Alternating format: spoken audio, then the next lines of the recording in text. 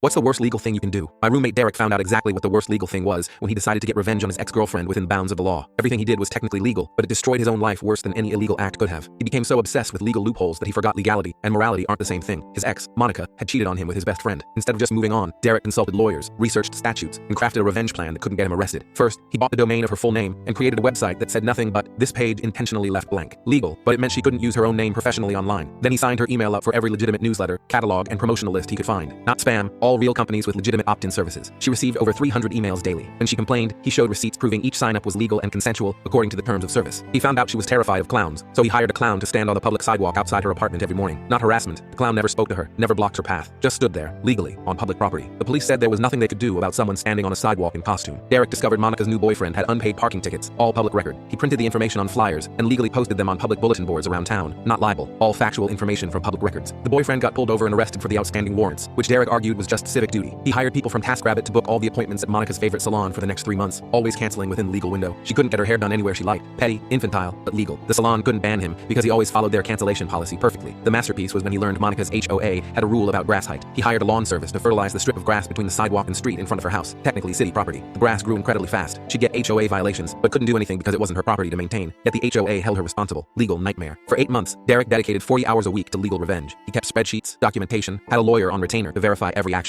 He spent $30,000 on this campaign. He was so proud of finding every legal way to make Monica miserable without breaking a single law. Then it backfired spectacularly. Monica documented everything and wrote a Medium article titled, "My Ex-Boyfriend Stalked Me Legally for 8 months." It went viral. 3 million views in 2 days. She never named Derek, but included enough details that everyone in our city knew exactly who she meant. She described the psychological torture of being harassed within legal boundaries, how the law offered no protection because technically no crimes were committed. Derek's employer saw the article. While he hadn't done anything illegal, they fired him for behavior inconsistent with company values. Legal. His new girlfriend read it and left him, saying anyone who'd dedicate that much energy to revenge was dangerous. Also legal. His landlord chose not to renew his lease, citing concerns about tenant behavior. Completely legal. The clown he hired gave an interview about being paid to psychologically torture someone. The lawn service posted about refusing future business from him. The salon banned him from manipulating their booking system. All legal responses to legal actions. Derek tried to sue Monica for defamation, but everything in her article was true. He tried to claim emotional distress, but the judge laughed him out of court. "You spent 8 months deliberately causing someone distress within legal boundaries," the judge said. "Now you're upset that she described your actions accurately?" The worst part was when Derek's own mother read the article. She called him crying, asking how she'd raised someone so cruel, but it was all legal, he kept saying. She responded, "Legal doesn't mean right. I thought I taught you that." Within a year, Derek had lost his job, his reputation, his relationships, and most of his savings. Monica, meanwhile, had become an advocate for stalking law reform. She testified before the state legislature about how current laws don't protect victims from coordinated legal harassment. 3 states have since passed Derek's law, unofficial name, closing the loopholes he exploited. Derek now works at a call center in another state under his middle name. He told me the worst legal thing you can do is dedicate your life to technically legal revenge, because the universe has perfectly legal ways to return the favor. He spent so much time figuring out what he could do legally that he never asked if he should do it at all. Monica's married now, successful career, seems happy. Derek still has Google alerts for her name. That's legal too, and probably the saddest part of all.